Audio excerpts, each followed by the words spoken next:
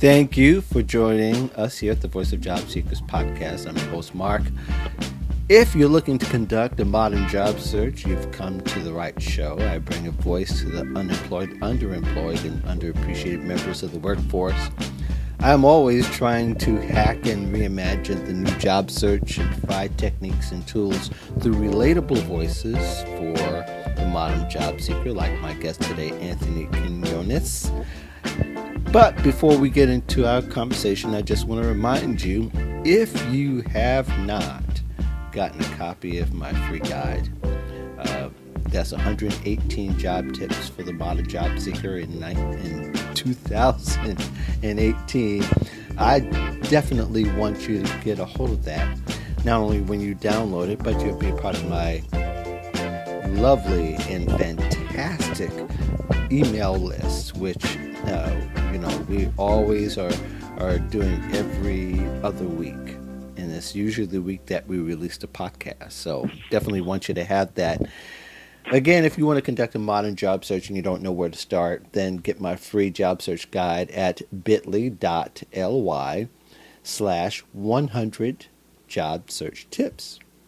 Isn't that simple? Again, bit.ly, bit.ly/118, the number, job search tips. So I hope you enjoy that. Love the feedback by it. But by all accounts, people are loving it and enjoying it, and receive so much engagement from it. Probably you're joining much more than 2,000 signups for that guide alone.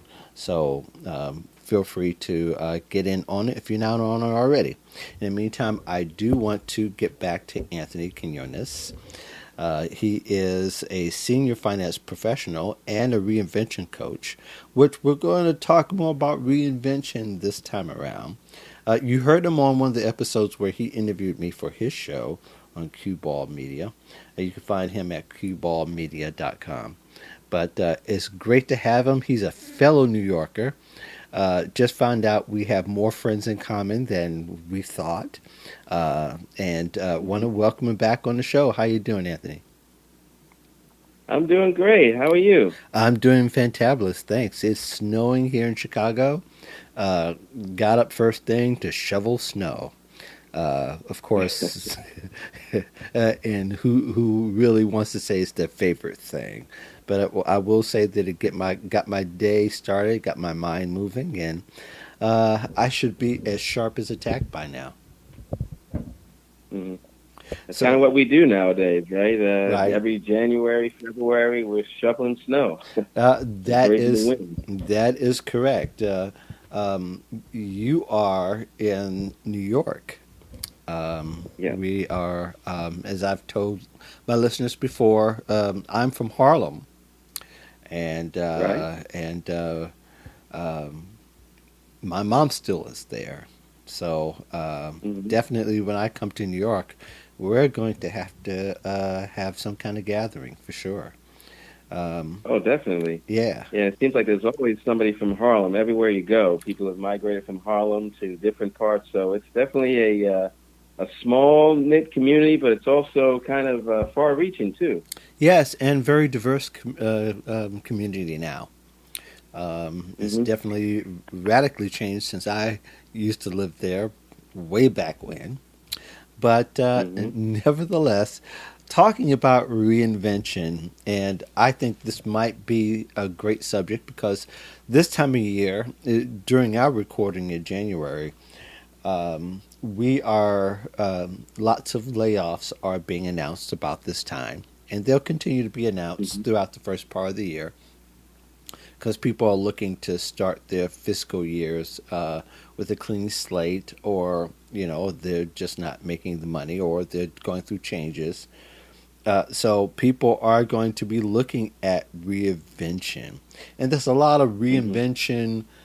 People talk about reinventing themselves out here. So maybe Right. and things do change. So maybe in the last 3 years, maybe we can talk about, and you can talk about a little bit about the difference between reinventing your job search from like 3 years ago, 2015 to 2018? What are the differences? All right. Well, that's a great intro. Like you said, this time of year, people are looking because a lot of times, at the end of the year, you have the seasonal Christmas holiday jobs, and then, those are over by January. Mm-hmm. And then January, people are looking to make New Year's resolutions. So they're talking about reinventing their weight, reinventing their body, reinventing their relationships, and, most of all, reinventing their job search. Mm-hmm. So this is that time. And I've been looking at this for a few years now, and in a lot of ways, I don't think that the job search as far as reinvention has changed all that much. I think people are becoming more aware that they have to do it. Mm-hmm. I think a lot of the things that we have to do to reinvent ourselves are kind of the same from year to year, maybe even decade to decade. But the way people look at reinvention before, they looked at it as a cool thing, a nice thing, but now it's more of a necessity. And so people are understanding that if they're going to make it, reinvention is not just cool, it's not just nice, but it's something that they gotta do Mm-hmm. in order to make it. Now, there's a stat that I saw the other day that really brought this out. It said that since 2005, 94% of the job growth in this country has come from gigs, temp jobs, and contract positions. Mm-hmm. So when people talk about the economy, how it's booming, how it's growing, how it's not as bad as you think, when you look deep down at the statistics, you see that most of the growth is not from the traditional full-time position. So we've got to reframe our mind around this concept of reinvention, because reinvention yesterday, today, and tomorrow is not going to change. It's how we think about it and how we go into it that's really going to make the difference.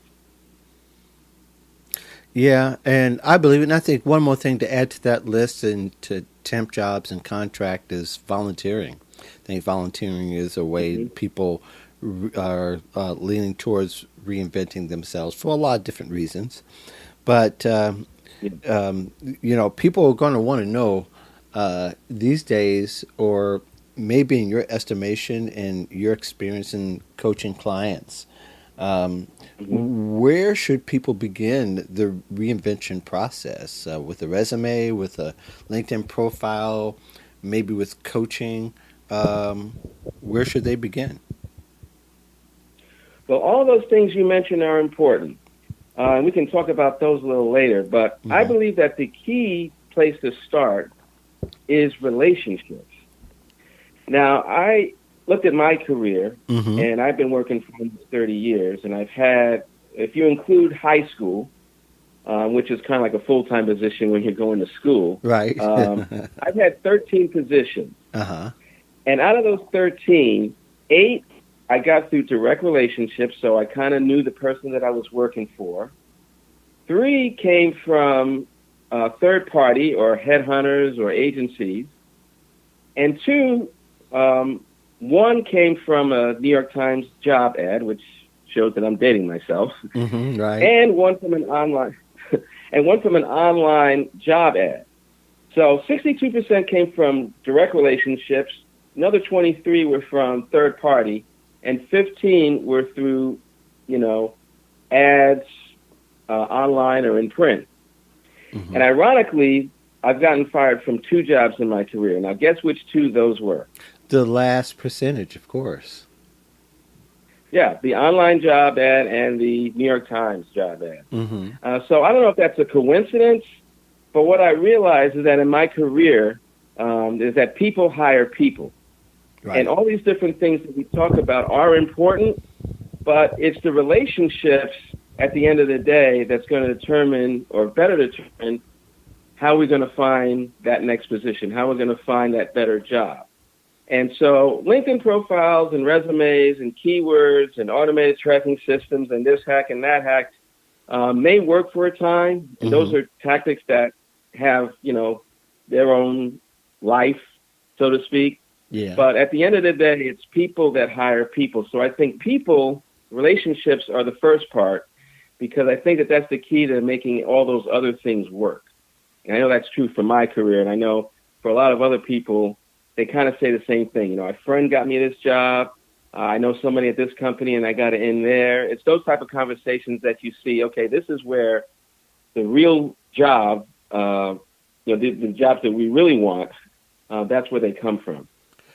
That's an excellent insight, and I remember reading that from one of your articles, I believe, or it was one Hmm. of your LinkedIn updates. I believe it was from one of your articles you had shared that on the Yeah. Huffington Post, actually, and probably should mention you do write for a blog for the Huffington Post. Hmm. I think one of the micro factors that we can kind of insert here is the fact that the 62% where you're referred basically Hmm. is generally how people are finding jobs.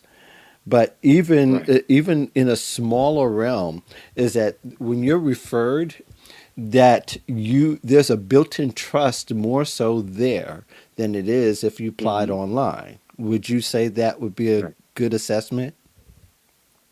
Oh, definitely. Because, like I said, people hire people. And so people would rather hire someone that either they know or somebody knows. So if you're a good worker at a company and you vouch for somebody else, that's going to carry more weight than even the resume itself.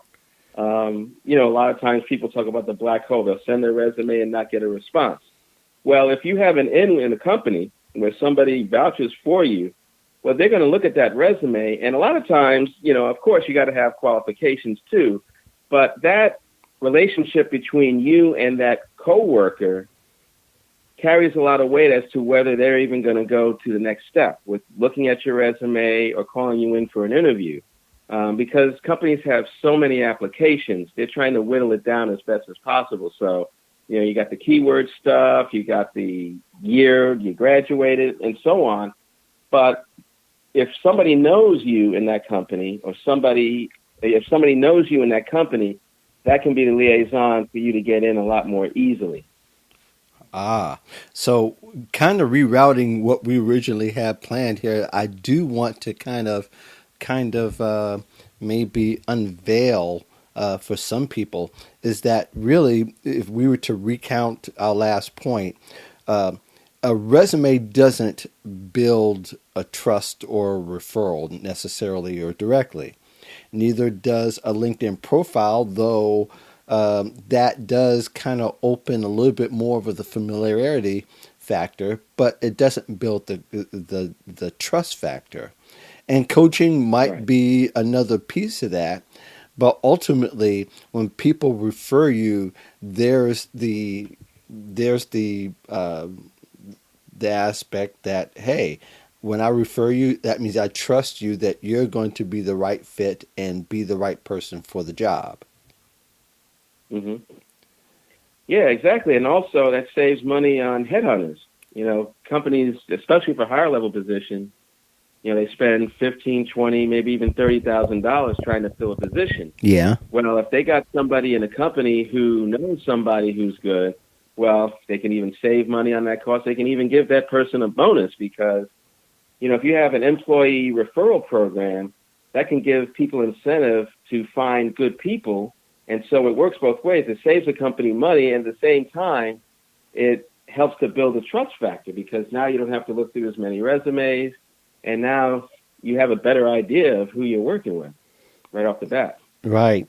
So, really, when we talk about tactics and techniques, all of that are far secondary um, to building a relationship and building to where someone feels comfortable enough to not just refer you, but to also speak well of you. So, your references are probably even just as important, barring the other parts of the process, to where they're confirming that you have those aspects to show that people aren't looking, employees don't look to see who reinvent themselves, but who they've become to fit that particular role.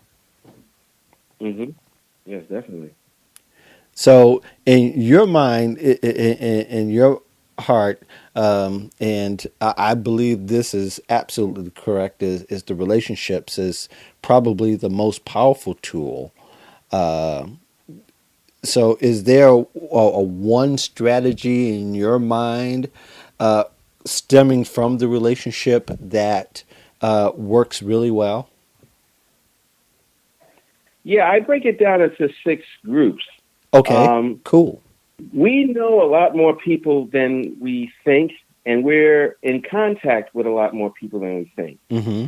And we don't realize this until we get literally other people involved. And I like to talk a little bit about how relationships can help with your resume a little later, if possible. Okay. But the six groups are friends, okay, which are obviously people that you've known and have a good rapport with. Mm-hmm. Family, okay, that's number two. So friends and family. Mm-hmm. Then you also have coworkers. So these are either people on your current job or people who you used to work with. Mm-hmm. You have a relationship there on a professional level that can get you an in. You also have ex-classmates, as you probably attend more alumni functions, your 25th anniversary, your 30th anniversary. I just did that. Right. I also had a big birthday bash where, some of my classmates came out. Mm-hmm. And so that's a way where you can keep in contact with people. And, I talked to someone talked to me about a position somewhere. So that's also a great way. Mm-hmm. You also have associations. So if you're part of an alumni association, a trade association, any sort of group, that's also another list of people. Mm-hmm. And then you also have what I call PICOs, which are people you Hmm. know of. So that's PYKO, people you know of. So Cool. this could be anybody. Uh-huh. Yeah, it could be anybody. It could be the security guard at your job. It could be someone you meet at Starbucks. It could be a sister at your local church. It could be pretty much anybody. Now, this list is the longest list because you're probably familiar with a lot more people than you're close to. Mm-hmm. But you'd be surprised at the people that can help you. Like, for example, my current position, which actually is in Harlem, I work with this nonprofit. It's a nonprofit that, a friend of mine is putting together. Mm-hmm. And one of the people that is helping out with that looked at my resume and saw that I had the skills that she needed for this position. Mm-hmm. So you never know where that stuff is going to come from. I mean, I didn't go to this expecting that, but that's kind of how that happened. That's where the relationship part comes. Mm-hmm. When you have relationships, you don't know where they're going to come from. That's why it pays to be nice to everyone. Yes. It doesn't pay, it doesn't, you shouldn't just be nice to people who are quote unquote important, but be nice to everyone because you never know. That security guard may know somebody who's at the, up top in the company. Mm-hmm. That receptionist that you meet on the job interview, they have an in to, they're the gatekeeper a lot of the times. Right. So by being nice to everyone in those groups, you know more people than you think, and you'll be surprised at what you can, the doors that can open just by, literally being in the room. Right.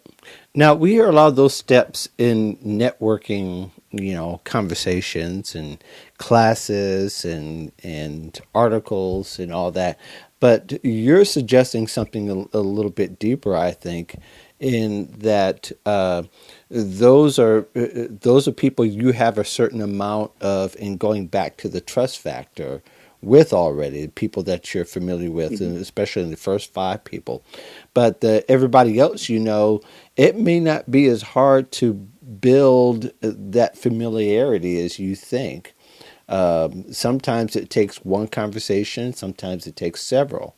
But in that, you're also trying to show, as far as I imagine, and you can correct me if I'm wrong, that if you're really reinventing yourselves, that will come across to them to the point to where they are seeing what direction at least you're going. Maybe you haven't arrived, and of course nobody has, but definitely they can Mm-hmm. see what direction you're going in.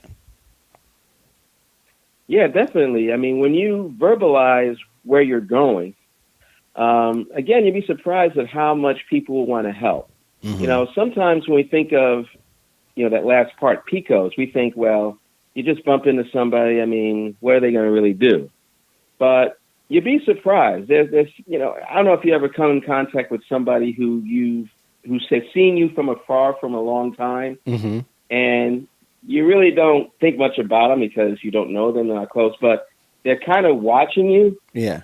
And, over the years, they notice, you're this type of person. Like they see something in you that they admire, but they've never verbalized it to you. They've never given you the impression that, hey, you do admire me. Like, and these are the type of relationships that sometimes can help you more than the ones that you already have, because even though they're not close in terms of maybe proximity or in terms of friendship, Mm-hmm. it's still there because they're watching you, they're observing you, and they notice.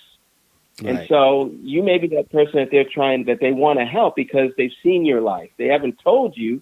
You don't know that they've seen your life, but they actually do. Yeah, and I think too, people, if they're wanting to get to know, they'll know your name before you will know theirs. Yeah. And Yeah. I think Yeah. that's a very powerful way of if you have an example that people really appreciate, they'll get to know you and get to know more about you because they're asking somebody else. Yeah, exactly. It's like there's a saying they say in church sometimes. It's like people read you before they read the Bible. A lot of Right. times before they go into the scriptures, they're looking to see, okay, does this guy's life match up what he says? Is this preacher, is what he's saying resonating with someone? And so, yeah, they take a look at you before a lot of times they look at anything else. Yeah, and I think that's where people can start to understand a little bit more about um, how useful their relationships are, but to not to Hmm. underscore or underestimate the power of those relationships. Um, Yeah. I think reinvention. I think people are looking for that magic pill when they hear the word, is that one Hmm. thing that will change them. Shazam! I now have a cape in a strong suit. When a lot of it is in what you're saying is people growing familiar with you, and now maybe in talking about your work or your conversations or your education. All that has to do with now people who will want to refer you will look for those kind of things, and the question is, do you have them have what they're looking for? Hmm.